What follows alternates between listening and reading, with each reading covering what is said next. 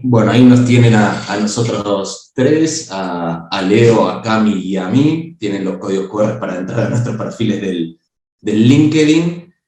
Si nos siguen, muy probablemente les llegue contenido vinculado a Machine Learning. Estos casos que les vamos a presentar generalmente los compartimos por ahí o por Twitter, así que si quieren ponerse en contacto con nosotros, sería un placer. Y bueno, vamos a hablar un poco de esto, cómo generar ideas, ¿no? El nombre del ciclo es que no hay límite para las ideas, y cómo nosotros solemos generar esas ideas, cómo nos inspiramos, tratando de buscar dentro de nuestras pasiones cosas que nos gusten, y cómo aplicarle Machine Learning o Data Science a eso. Pero bueno, entonces vamos a arrancar con un poco de una breve intro de lo que es el Machine Learning, para el que no lo tenga muy claro, para estar todos en la misma página y ver de qué estamos hablando. Bárbaro. Sí, acá en realidad lo que pensamos es, bueno, Machine Learning es el campo que busca que las computadoras y las máquinas aprendan de la experiencia. O sea, ¿cuál es la diferencia?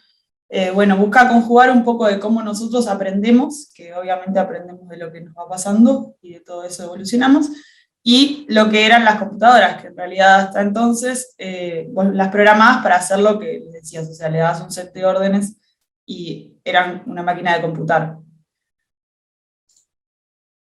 Entonces, como busca generar modelos que sean un híbrido, cuando hablamos de experiencia para las computadoras. Ahí, Héctor, si pasas a la siguiente. Bueno, que las computadoras, o sea, la experiencia que tienen son los datos, obviamente, no las vamos a hacer vivir experiencias, sino darle datos históricos del problema que nosotros queremos resolver. Y a partir de eso, o sea, es que aprenden. Muy bien, entonces en resumidas cuentas, ¿no? Con los que trabajan con programación más tradicional, uno escribe un programa que es ese set de instrucciones, le ingresa datos, se computan y sale una salida.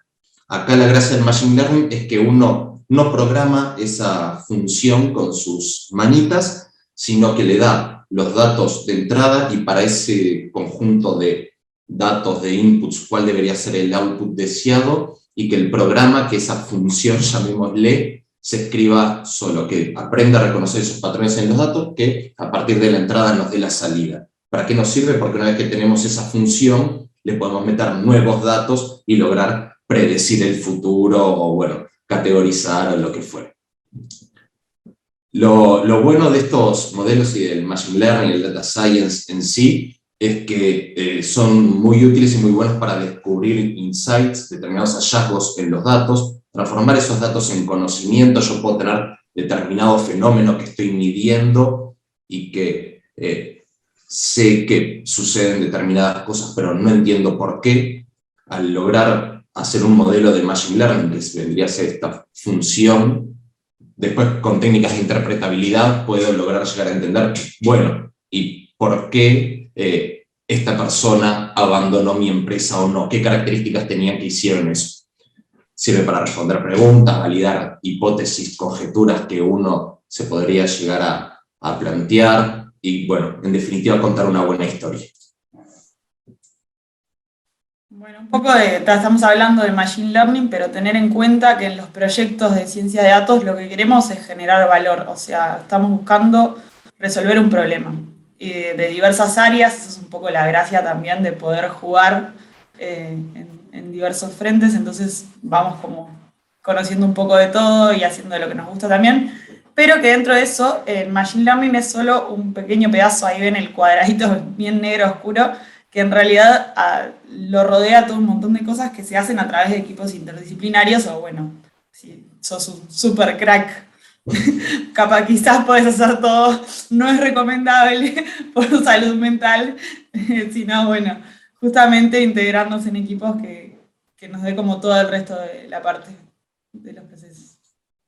Y bueno, muy bien, dentro de las técnicas que hay en el mundo del Data Science y particularmente del Machine Learning, hay un montón de algoritmos, técnicas, herramientas y demás. Nosotros hoy vamos a tratar de hablarles de 10 casos de uso distintos, o sea que vamos a ir medio rápido Después al final con las preguntas podremos profundizar en lo que les interese más a ustedes, pero básicamente vamos a tratar de hablarles del clustering aplicado a la Fórmula 1, un modelo de clasificación para predecir churn, que es este ratio de abandono, o quién puede llegar a ganar el mundial.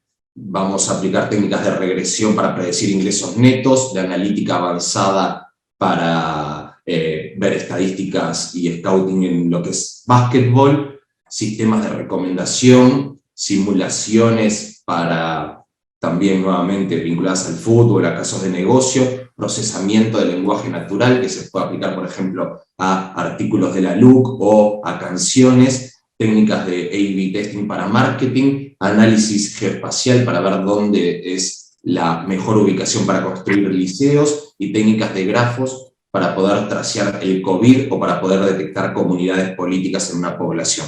Así que bueno, esperemos que nos dé el tiempo para hacer todo eso. Arranquemos. Caso número 1, clustering aplicado a la Fórmula 1.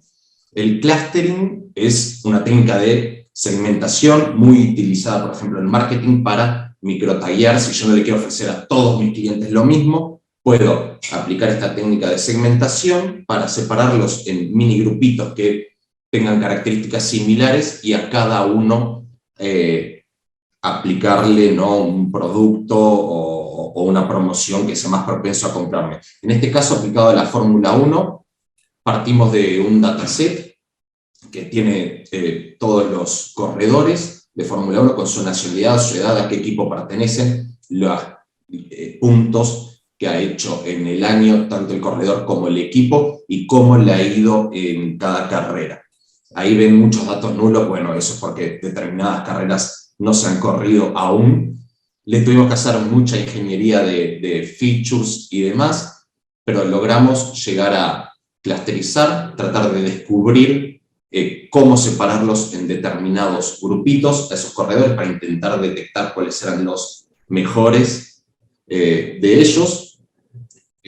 Vimos, generalmente uno no sabe en cuánto es el ideal de grupos separar esa población, generalmente uno va tanteando, ahí tanteamos entre un grupo, que un grupo no tiene mucho sentido, ¿no? Y 9, y como ven, esa se llama la técnica del codo, donde la curva genera esa inflexión, sería el número óptimo, ya que en el eje de las Is tenemos una medida de qué tan buena es esa separación, determinamos que el número óptimo de clusters era 2, y bueno, después ponerle interpretabilidad para intentar ver qué era lo que definía o qué era lo que tenían esos clusters. Entonces ahí vemos en el radar chart, tenemos el rojito chiquitito sería el clúster 0, el amarillo el clúster 1, y vemos que en el clúster 1 quedaron los corredores que tienen más puntos a nivel de equipo, más puntos el corredor en sí, cuántos hay, la cantidad de veces que terminó en el podio y demás.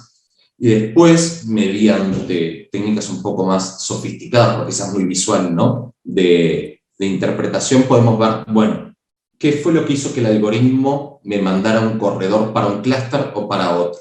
Y ahí podemos ver que el clúster 0, que es el de los corredores malos, llamémosle, quedaron 15 corredores, que son aquellos que tienen menos de 26 puntos o que si tienen más, llegaron a determinados puntos en una carrera. Sin embargo, los que quedaron en el clúster 1 son todos los corredores que quedaron con más de 26 puntos y menos de 11 en la carrera de Brasil. Bueno, otro ejemplo de clustering más aplicado ahora sí, o sea, quizás más con reglas, es el RFM, que lo que nos sirve es como para clasificar nuestros clientes. O sea, es un caso muy aplicado a negocios y a marketing, que en realidad lo que hacemos es clasificarlos, bueno, por 3 patas distintas. La recencia, que es hace cuánto que no compra, que no transacciona con nosotros, o sea, cuándo fue su última compra. La frecuencia es cuántas veces compró en el periodo que yo estoy estudiando, y bueno, el valor monetario es justamente cuánto dinero gastó. Y a partir de eso lo que podemos hacer es, bueno, separar nuestros clientes en clientes fieles, los mejores, los leales, los gastadores, algunos clientes que no transaccionan casi con nosotros, y bueno, tener etiquetas comportamentales que nos sirvan para ver, bueno, cómo se mueven entre grupos, ¿no? Porque obviamente que esto justamente va evolucionando durante el año, los meses o cuando lo haga. Y bueno, estar atento a no perder clientes que justamente me pueden traer mucho valor monetario para la empresa. Nuevamente, ¿no? La imaginación es el límite. RFM lo pueden aplicar a tweets. En el último mes, ¿cuántas veces tuiteó? Podría ser la frecuencia, la presencia la última vez que tuiteó y el valor monetario y la cantidad de likes que cosechó, y bueno, meter un RFM arriba de tweets. Ahí hay que ponerse un poco creativos. Bueno, pasemos de clustering al segundo caso, de clasificación. Vinculado a churn es tratar de predecir cuándo un cliente se nos va a fugar o no. ¿Por qué es un problema de clasificación? Porque lo que intento predecir es algo categórico, en este caso binario. ¿Se va a ir o no se va a ir? Básicamente, bueno, podemos partir de un dataset donde nosotros tenemos para cada mes el cliente y si se fue o no se fue. Obviamente, vamos a tratar de ver, identificar cuál es la probabilidad de fuga de eso, y bueno, hay determinadas variables que son bastante genéricas y que pueden aplicar casi que a cualquier industria. Por ejemplo, ¿qué uso le está dando a nuestros productos? Sea lo que sea. Incluso los tags de RFM podrían ser un buen input para este tipo de modelos. Variables demográficas, cuántas facturas pagó a tiempo o en cuántas se ha atrasado, la satisfacción del cliente, por ejemplo, imagínense que, no sé, hacemos encuestas de satisfacción y sabemos qué tan contentos está con nosotros, o cuántas veces ha llamado para quejarse de algún problema, la antigüedad en años del cliente. Son todas variables que son bastante agnósticas de la industria y que pueden aplicar a cualquier modelo. Después vamos a sumar variables propias del negocio en el que estemos, sin lugar a dudas. Lo interesante de esto, de nuevo, es ponerle interpretabilidad después para ver, intentar entender por qué este cliente se me va a ir, por qué el modelo dice que se va a ir. Y bueno, hay determinadas técnicas donde podemos ver, bueno, mira, a este cliente le dio que se va a ir porque tiene determinada edad, el saldo de los últimos 6 meses ha sido tal, el promedio de los 3 ha sido tal, el incremento ha sido no sé qué, y así poder ir viendo. Y modelos de clasificación, nuevamente, se pueden poner muy imaginativos y poder intentar predecir quién va a ganar el mundial.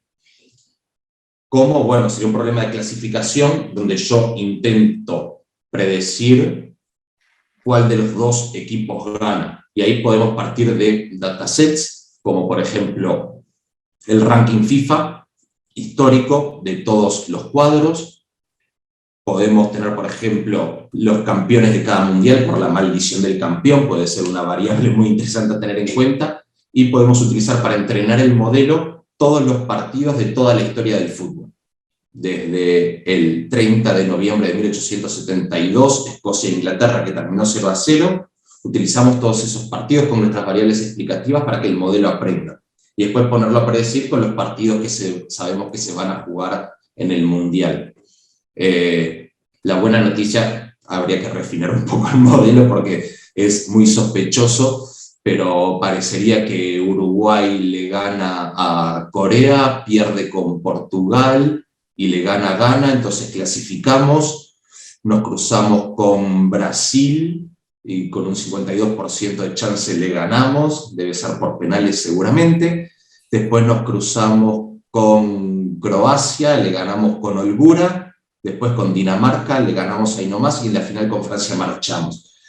Fuera del chiste o del caso, lo interesante cuando uno hace un modelo de clasificación es tratar de analizar las matrices de confusión que, en base a nuestros datos históricos, yo puedo poner a predecir el modelo y ver qué nos da, pero yo efectivamente ya sé cómo salió ese partido, o si ese cliente ya se me fue o no. Entonces ahí puedo ver cuánto realmente invoca, cuántos de los que dice que se van a ir realmente se van, cuántos de los que dicen que no se van realmente no se fueron y cuántos erran.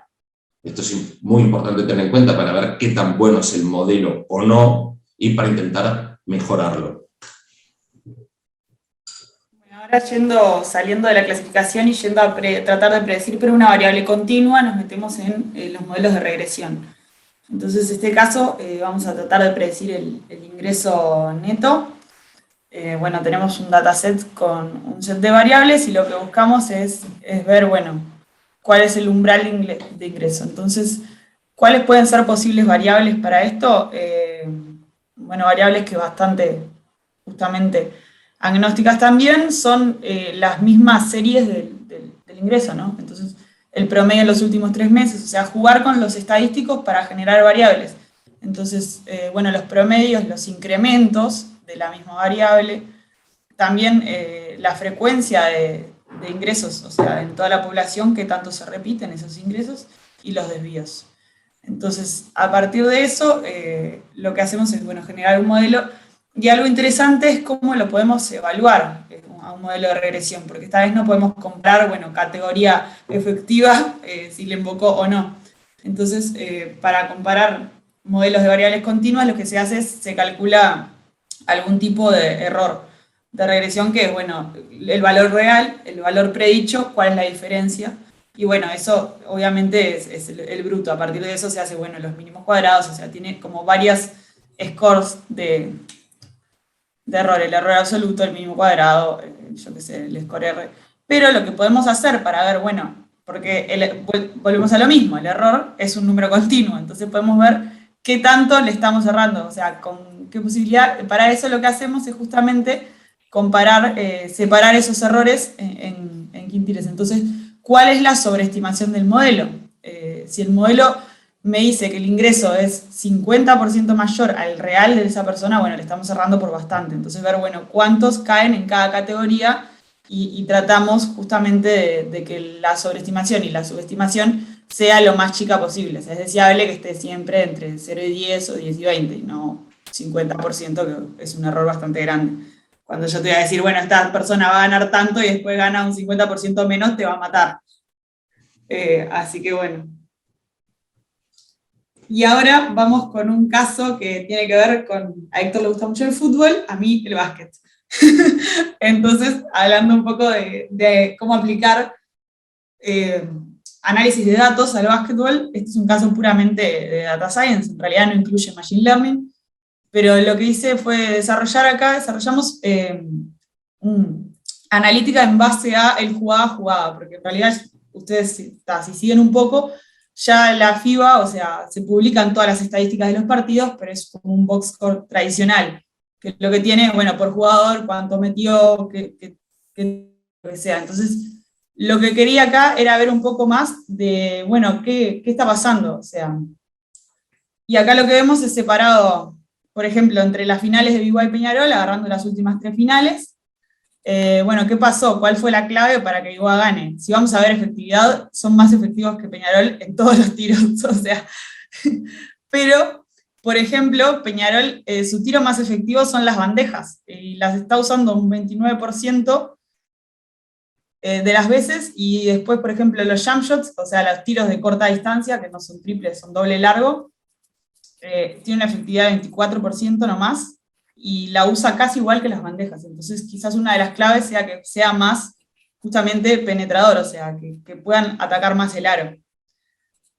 Bueno, después ahí tenemos como una comparación entre jugadores, y algo interesante que se puede hacer, por ejemplo, es ir viendo las asistencias o los circuitos entre jugadores. Bueno, ¿quién se la pasa a quién? Ahí vemos, bueno, Zanota, que es el principal asistidor, obviamente, de Peñarol, juega mucho con los extranjeros. Entonces, también ahí se pueden ver claves, por ejemplo, de quién marcar, cómo cortar circuitos de pase para trancarles los sistemas a los otros cuadros. Y después ir a ver un poco más lo último, sería ver el análisis de las pérdidas. Entonces, bueno, ¿quiénes pierden la pelota y cómo? Entonces vemos que tienen muchas pérdidas de mal pase, y también pérdidas de manejo de balón. Entonces, bueno, las personas que tienen más pérdidas de manejo de balón, como por ejemplo en Biguá Rude, podría ser una persona que la podríamos presionar más cuando tiene el balón, o que la fuercen más a trasladar la pelota. Entonces, bueno, todas esas cosas tienen que ver con generar estrategias en base a lo que nos dicen un poco los números. Muy bien, pasemos al siguiente caso, el número 5, sistemas de recomendación. En este caso, para retail, vamos a hablar un poco también del caso emblemático de Netflix y de películas, y vamos a salir un poco del ejemplo de los pañales y las cervezas, que ya está muy trillado.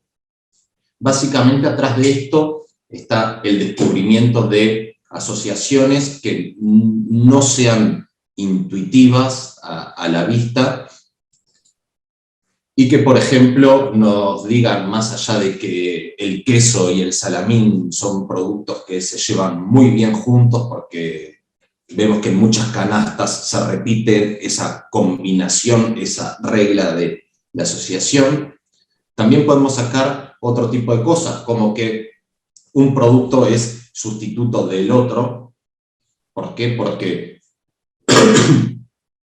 en una tienda de surf siempre compran una tabla y es o con esta quilla o la tabla con esta otra. Entonces vemos que uno bien podría sustituir al otro, o bueno, casos quizás que no sean una competencia tan directa como el vino y el whisky. Si nosotros vemos que se repiten muchas canastas que compran asado, leña, vino, asado, leña, vino, asado, leña, vino, y en otras asado, leña, whisky, asado, leña, whisky, asado, leña, whisky, podremos inferir que son productos sustitutos, a pesar de que no sean competencia directa, pero bueno, a muchos no les gusta mezclar el color de ojo. Cuando arrancan a tomar uno, siguen por ese carril y no mezclan.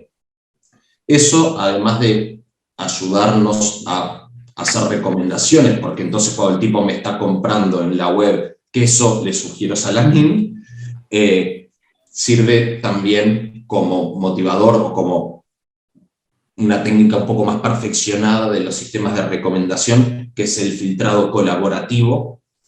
Ahí se basan en operaciones de factorización matricial, básicamente. Imagínense que tenemos a nuestros usuarios y nuestras películas, ¿sí? Y le podemos hacer recomendaciones o basadas en contenido o basadas más desde el punto de vista del usuario. Básicamente tendríamos esta matriz, ¿sí? Donde ya sabemos a quién le gusta o no le gusta determinada cosa. ¿Por qué? Porque la vio o porque la rankeó. Entonces, al factorizar es buscar dos matrices más chiquitas que multiplicadas nos dé la original. Podemos inferir si, bueno, a esta mujer le va a gustar Shrek o no. En este caso, daría que no, porque es una persona que les gusta, esta señora, por sus punteos, que les gusta más películas de adultos y no tanto películas, digamos, infantiles, si bien, bueno, es relativo que Shrek sea una película infantil, pero bueno, asumamos que sí, o que por lo menos está ahí en el medio. Bien, hablemos un poco de... Dale vos. Dale. No, ahora yendo un poco al caso de simulaciones, entonces no estamos buscando predecir el futuro, sino, bueno, intentar ahí como hacer muchos casos, a ver qué pasa en ciertos casos.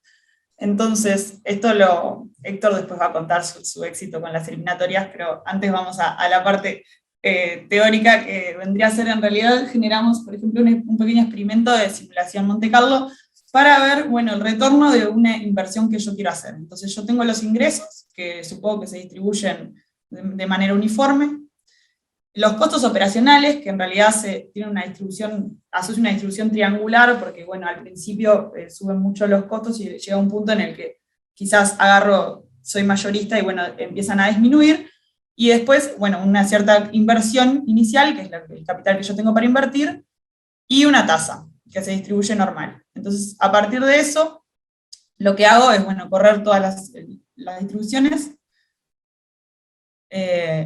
Acá hago 10.000, ¿cuántos eran los intentos? Perdón, Héctor. 1 millón es gratis, o sea, pueden tirar las corridas que quieran, es lo bueno. Nunca anda volando. Claro, en este caso fue una prueba con 1 millón de intentos, y en realidad lo más interesante es, bueno, ir a los resultados. Entonces, ¿qué saco de los resultados de mi simulación? Puedo, a partir de entrenar con esas condiciones, ver, por ejemplo, cuáles son mis cuantiles de ingresos en cada caso. Entonces, bueno, puedo decir, por ejemplo, que tengo un 25% de hecho, o sea, el cuantil inferior es de 450 para abajo.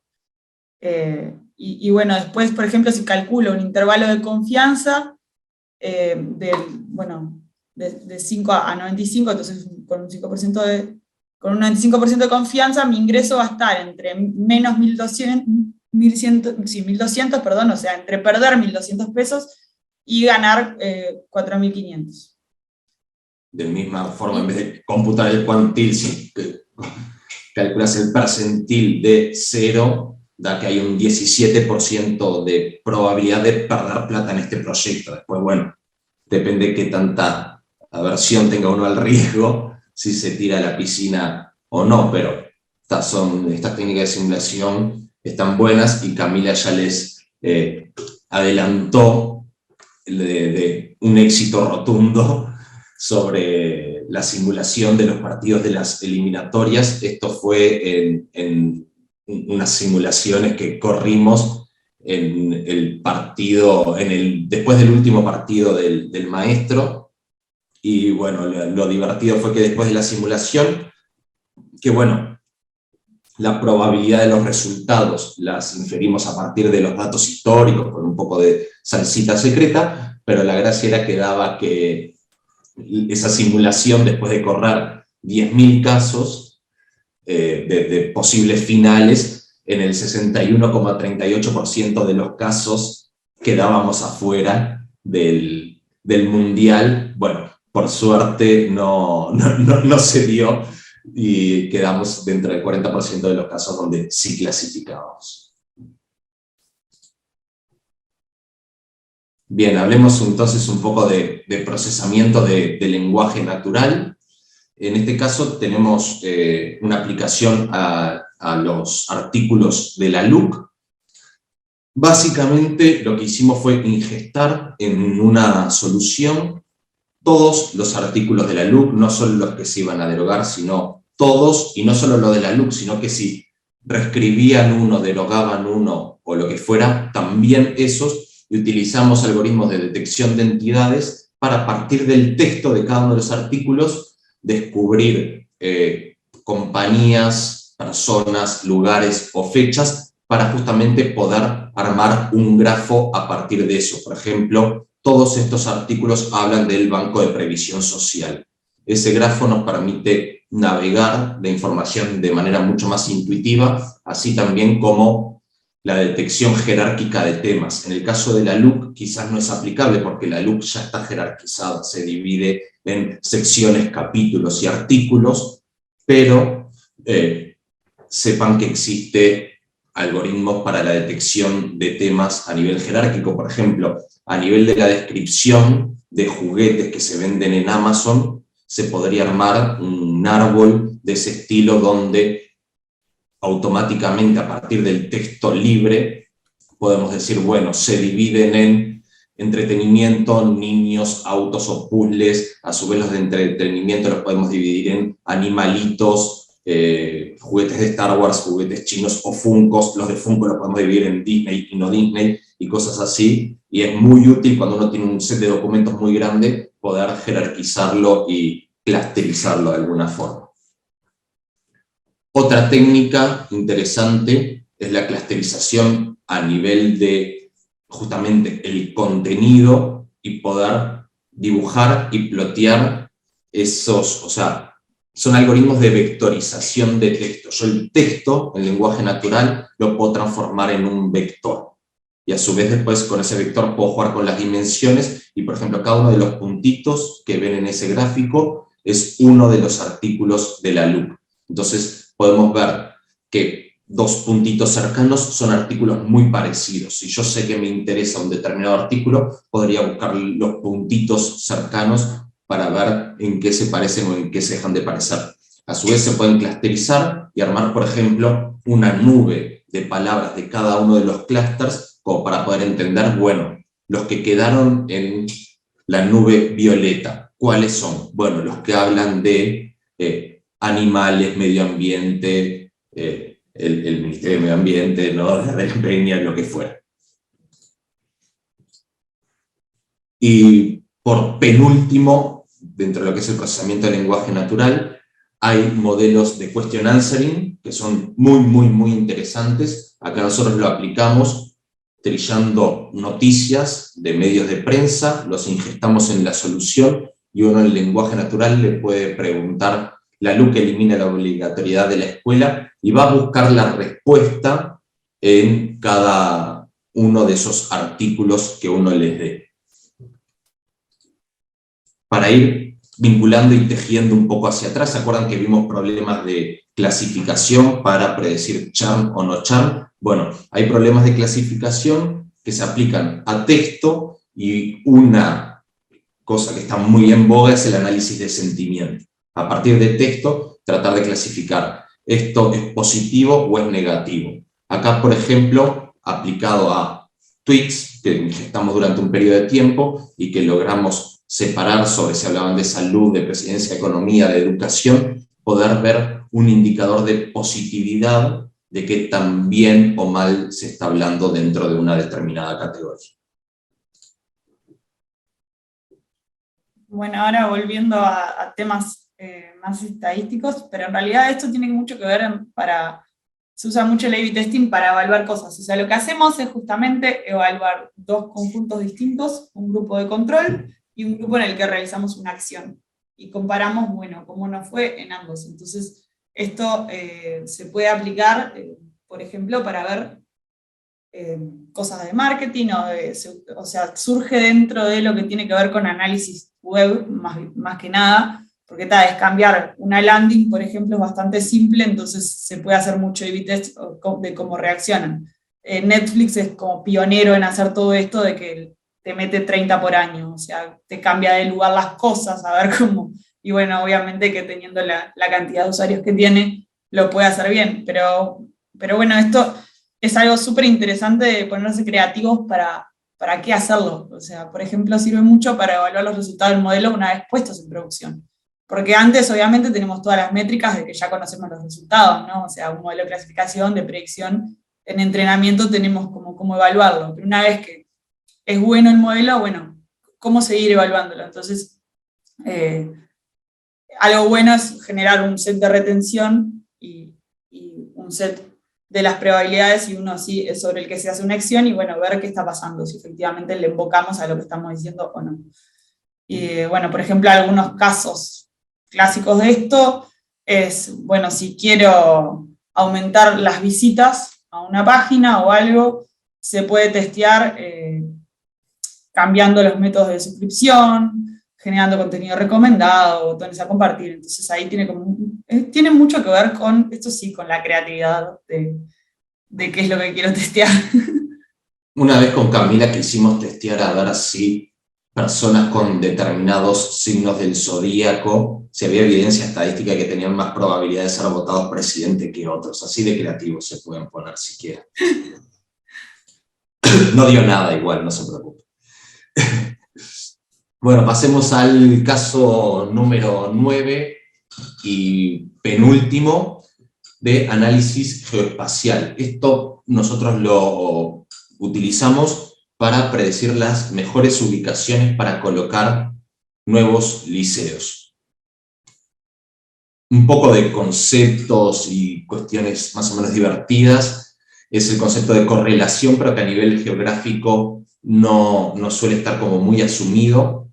Pero bueno, solemos creer que las cosas cercanas están más relacionadas a cosas lejanas, ¿no?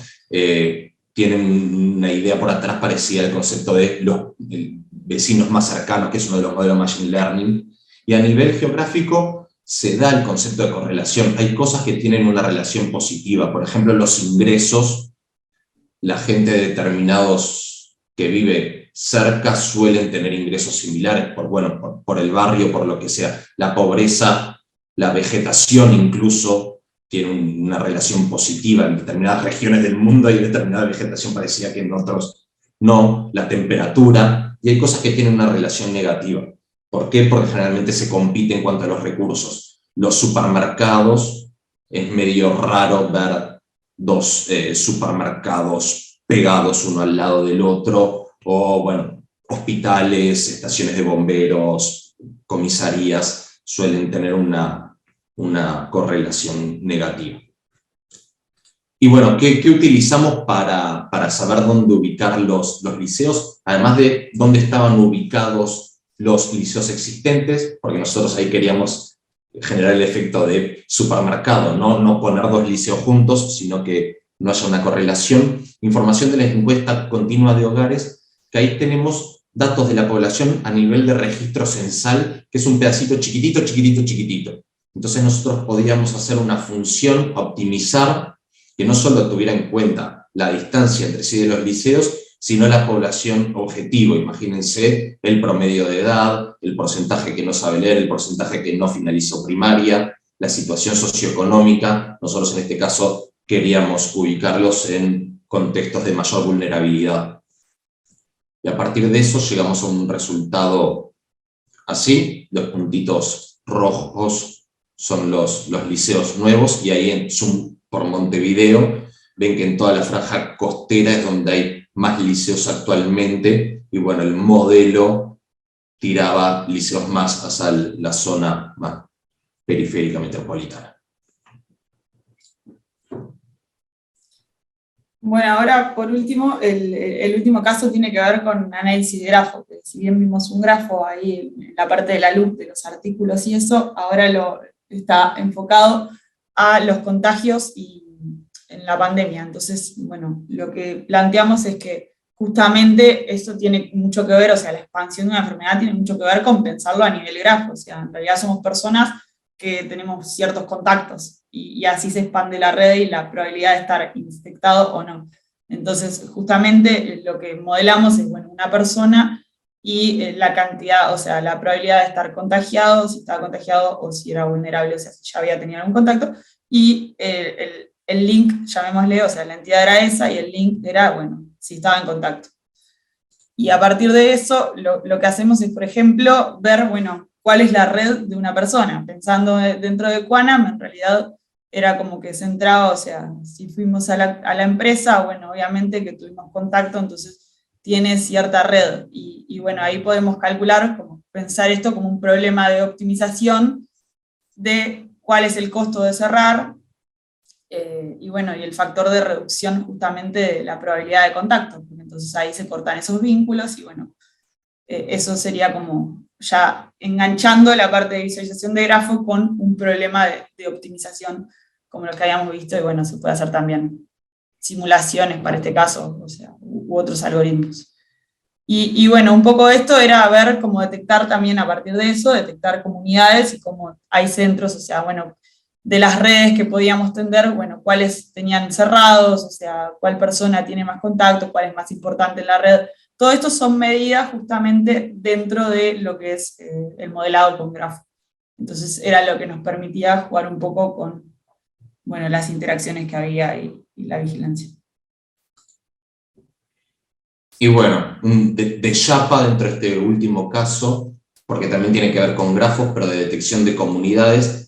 Como les había comentado Camila, hay medidas de centralidad dentro de un grafo que nos dice qué persona es más importante, o determinadas medidas que uno puede tener a nivel del grafo, pero muchas veces, si lo hacemos a nivel del grafo total, es un promedio de cosas que no tiene nada que ver. Entonces nos conviene separarlo en comunidades, que serían mini grafos dentro del grafo, porque están muy vinculados entre sí y que tienen pocas conexiones para afuera, para tratar de analizar cada comunidad de forma independiente.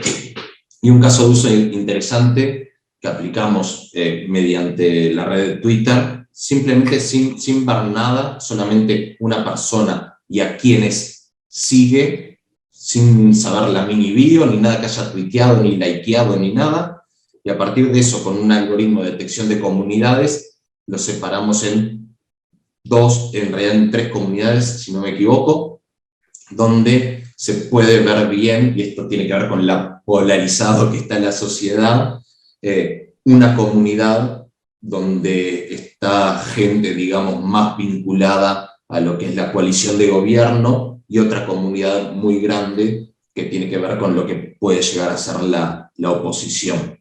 Pero bueno, es un caso para que vean la fortaleza que puede tener este tipo de algoritmos.